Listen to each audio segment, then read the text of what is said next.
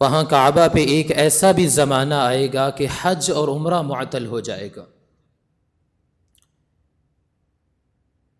بیت اللہ کا حج متروک ہو جائے گا۔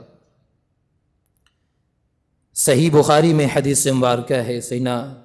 ابو سعید خدری رضی اللہ تعالی عنہ فرماتے ہیں کہ رسول اللہ صلی اللہ علیہ وسلم نے فرمایا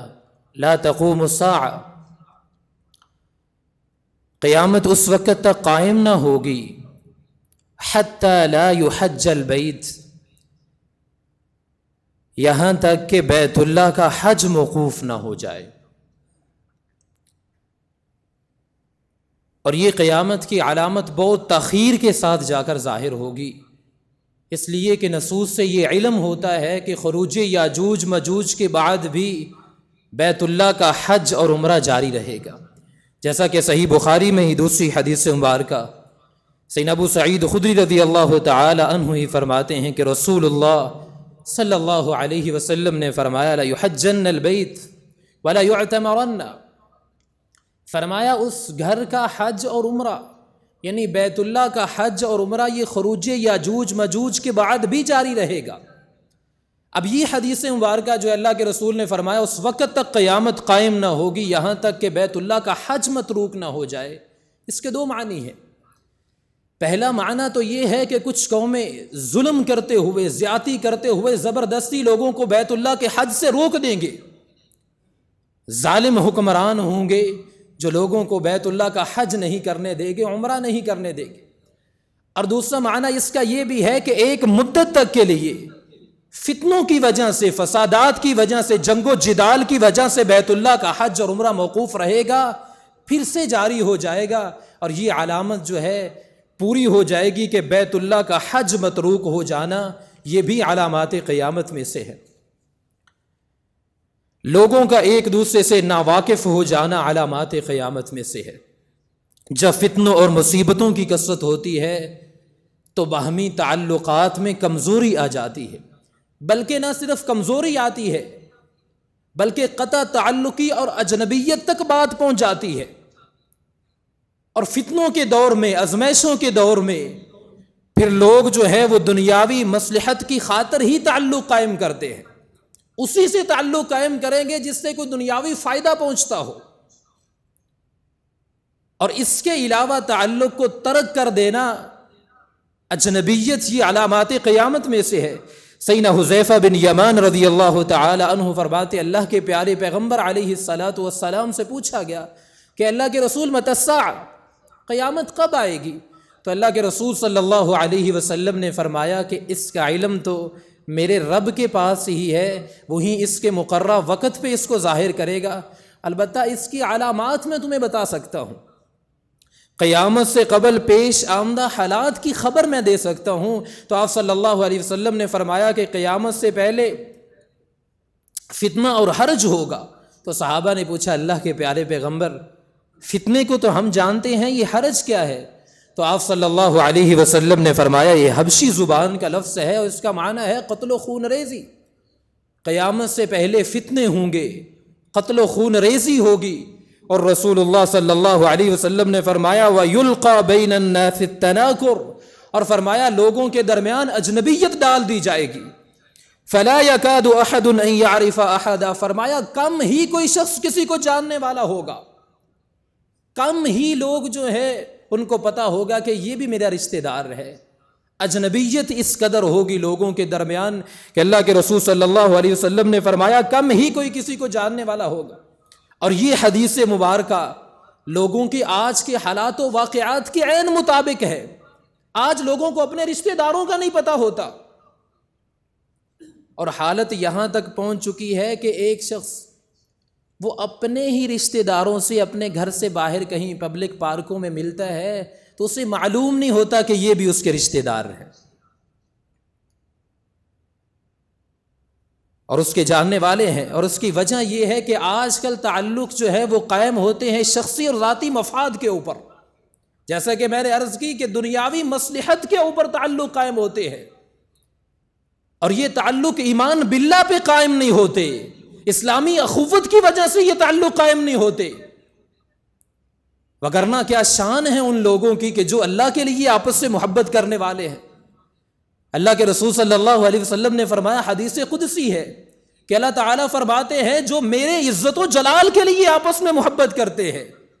رب کے لیے آپس میں محبت کرنے والے، یہ قیامت کے دن نور کے ممبروں پر ہوں گے، اور فرمایا انبیاء اور شہداء بھی ان لوگوں پہ رشک کریں گے کہ کیا نصیبے والے ہیں یہ لوگ، وہ لوگ جو آپس میں رب کے لیے محبت کرنے والے ہیں۔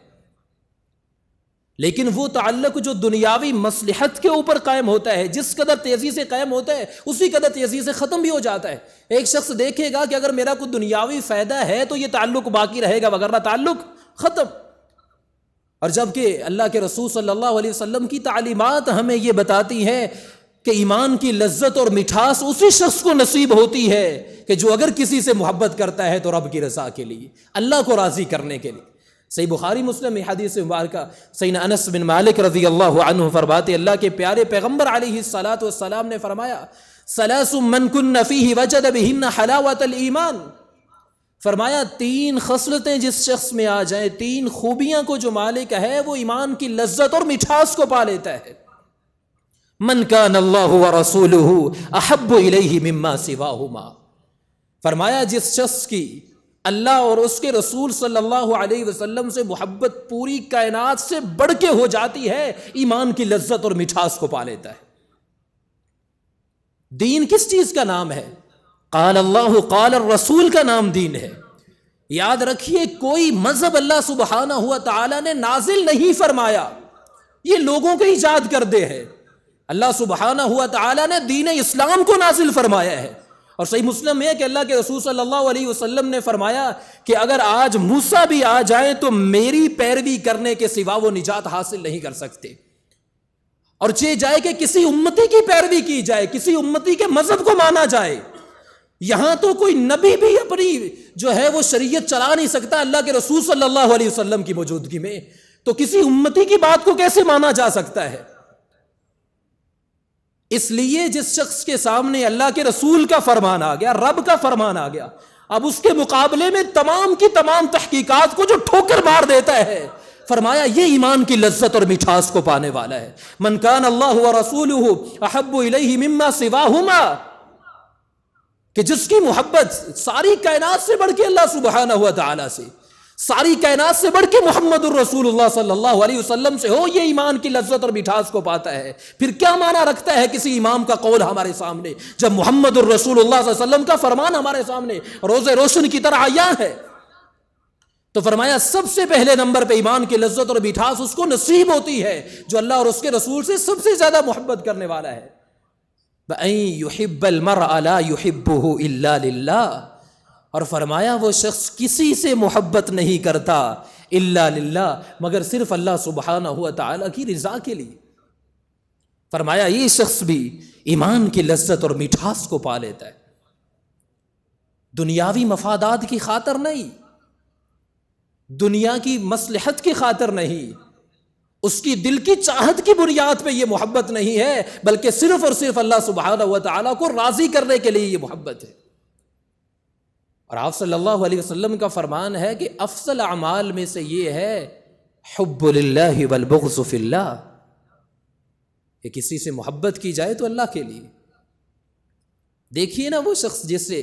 اللہ کی رضا کے لیے محبت تھی، اس نے اپنی پس بستی کو چھوڑا ہے اور دوسری بستی میں اس شخص سے ملنے کے لیے جا رہا ہے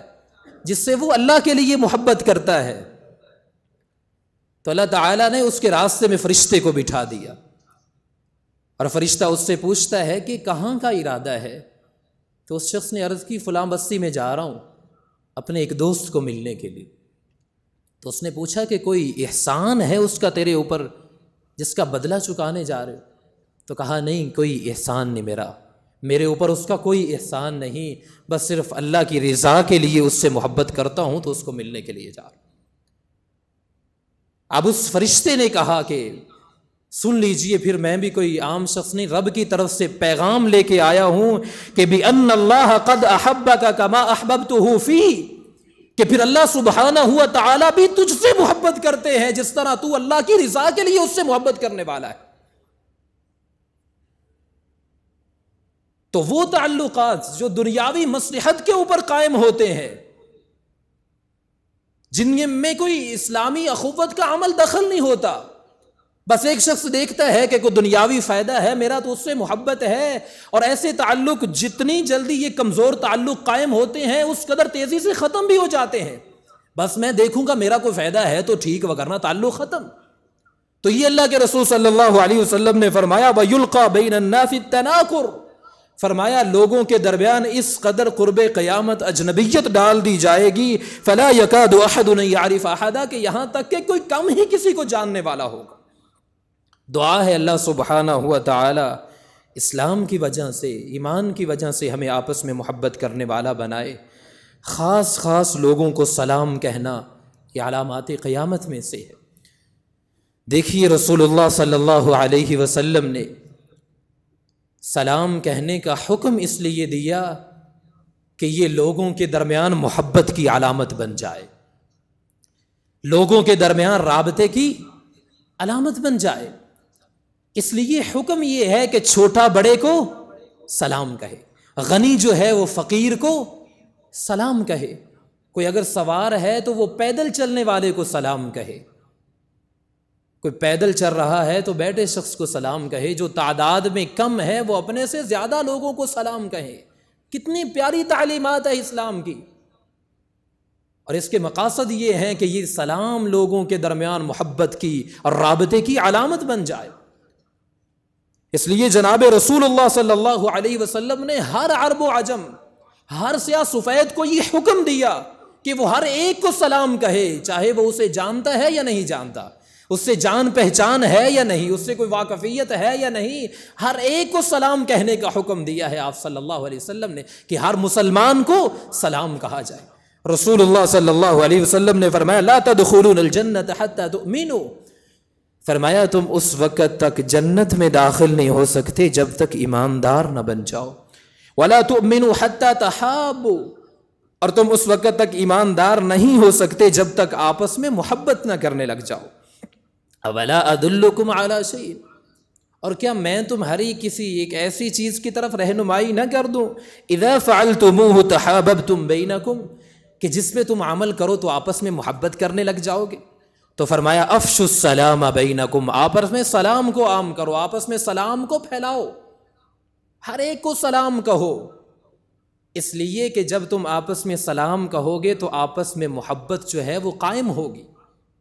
ایمان تمہارا مضبوط ہوگا، اور اسی کی بنیاد بھی اللہ تعالیٰ تمہیں جنت کا وارث بنائیں گے.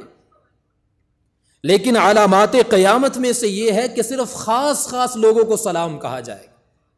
اور اس کا معنی یہ ہے کہ جس سے جان پہچان ہے میں اسے سلام کہوں گا، جس سے میں جانتا ہی نہیں اسے کیوں سلام کہوں. جبکہ سنت طریقہ یہ ہے کہ ہر ایک کو سلام کہو علی من عرفت ومن لم تعرف، جس سے آپ جانتے ہیں اس کو بھی سلام کہو، اور جسے آپ نہیں جانتے اس کو بھی سلام کہو. آپ صلی اللہ علیہ وسلم کے پیارے صحابی سیدنا عبداللہ بن مسعود رضی اللہ تعالی عنہ سے ایک شخص کی ملاقات ہوئی تو اس نے کہا کیا ابن مسعود تم پہ سلامتی ہو؟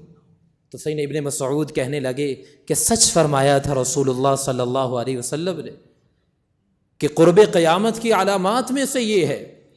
کہ ایک شخص مسجد میں داخل ہوگا اور 2 رکعات نہیں پڑھے گا، جبکہ اللہ کے رسول صلی اللہ علیہ وسلم کی تعلیمات یہ ہے. صحیح بخاری میں سے ابو قتادہ رضی اللہ عنہ فرماتے ہیں اذا دخل احدکم المسجد، جب تم میں سے کوئی مسجد میں داخل ہو، مسجد میں آئے، فلا یجلس حتی یصلی رکعتین، تو وہ نہ بیٹھے یہاں تک کہ 2 رکعات تحیۃ المسجد ادا کر لے. یہی وجہ ہے بعض علماء نے تو اس کو لازم قرار دیا ہے، فرض کے درجے کے قریب تک لے گئے، اس لیے کہ اللہ کے رسول صلی اللہ علیہ وسلم کے زمانے میں جمعے کے خطبے کے دوران ایک شخص مسجد میں داخل ہوا جس نے 2 رکعات نہیں پڑھی، تو اللہ کے رسول نے اس سے پوچھا اور اس کو کہا کہ آپ کھڑے ہو کے 2 رکعات ادا کیجیے. تو اس لیے بعض علماء کہتے ہیں کہ یہ لازم ہے، کوئی شخص مسجد میں آئے فلا یجلس، اس وقت تک بیٹھ نہیں سکتا حتی یصلی رکعتین، یہاں تک کہ 2 رکعات نماز نہ ادا کر لے. لیکن اللہ کے رسول صلی اللہ علیہ وسلم نے فرمایا علامات قیامت میں سے یہ ہے کہ ایک شخص مسجد میں تو آئے گا لیکن 2 رکعات نہیں پڑھے گا. اور یہ بھی فرمایا کہ علامات قیامت میں سے ہے کہ لوگ صرف اس کو سلام کہیں گے جس سے واقفیت ہوگی، جس سے کوئی جان پہچان ہوگی اسے سلام کہیں. جبکہ صحیحین میں حدیث ہے، اللہ کے رسول سے ایک شخص نے پوچھا تھا کہ اللہ کے رسول بہترین اسلام کیا ہے؟ تو اللہ کے رسول صلی اللہ علیہ وسلم نے فرمایا تطعم الطعام، لوگوں کو کھانا کھلانا یہ بہترین اسلام کی دلیل ہے، وتقرأ السلام، اور ہر ایک کو سلام کہو، علی من عرفت ومن لم تعرف، جس کو تم جانتے ہو اسے بھی سلام کہو، جس کو نہیں جانتے اسے بھی سلام کہو، یہ بہترین اسلام کی دلیل ہے۔ اللہ سبحانہ ہوا تعالی اس سنت پہ ہمیں عمل کرنے والا بنائے۔ جھوٹ کی کثرت یہ علامات قیامت میں سے ہے۔ جھوٹ ایک نہایت بری عادت ہے، اور ایک شخص جھوٹ بولتا رہتا ہے یہاں تک کہ اللہ سبحانہ ہوا تعالیٰ کے ہاں وہ جھوٹا لکھ دیا جاتا ہے، حتی یکتب عند اللہ کذابا، جھوٹ بول بول کے، جھوٹ کے ساتھ عمل کر کر کے، جھوٹ کی کوشش میں وہ لگا رہتا ہے یہاں تک کہ حتی یکتب عند اللہ کذابا، کہ وہ اللہ سبحانہ ہوا تعالیٰ کے ہاں وہ شخص جھوٹا لکھ دیا جاتا ہے۔ اور قرآن مجید میں اللہ سبحانہ ہوا تعالی فرماتے ہیں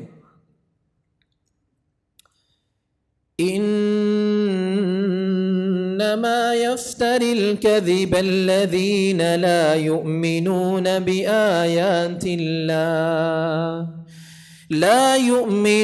بآيات الله وأولئك